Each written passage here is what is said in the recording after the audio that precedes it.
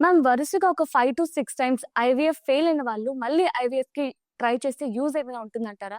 Yes. Definitely. So, IVF అన్ని సార్లు ఎందుకు ఫెయిల్ అయింది అనేది ముందు మనం ఇన్వెస్టిగేట్ చేస్తాము. సో, కొన్ని కొన్ని ఎంటిటీస్ ఉంటాయి. అంటే ఎంబ్రియో జన్యుపరంగా నార్మల్‌గా ఉండాలి. అండ్ గర్భసంచి లోపల అతుక్కోవడానికి అనుకూలంగా ఉండాలి. సో, దీనికి సంబంధించి కొన్ని ఎక్స్‌ట్రా అడిషనల్ టెస్ట్‌లనేవి చేస్తాము. అండ్ నార్మల్ యూప్లాయిడ్ అంటే జెనెటికల్లీ నార్మల్ ఎంబ్రియోని సెలెక్ట్ చేసి కొన్ని అడిషనల్ మెడికేషన్స్ వాడి మనం ట్రై చేస్తే సక్సెస్ అవ్వడానికి ఛాన్సెస్ ఇంప్రూవ్ అవుతాయి. సో, అన్ని ఐవీఎఫ్స్ ఫెయిల్ అయినా కూడా నిరాశ పడాల్సిన అవసరం లేదు. ఫస్ట్ ఆఫ్ ఆల్ ఎక్కడ చేశారు? దానికి సంబంధించిన రిపోర్ట్స్ ఏంటి? ఏమేమి ఇన్వెస్టిగేషన్స్ చేసి మీరు ఆ ట్రీట్మెంట్ తీసుకున్నారు?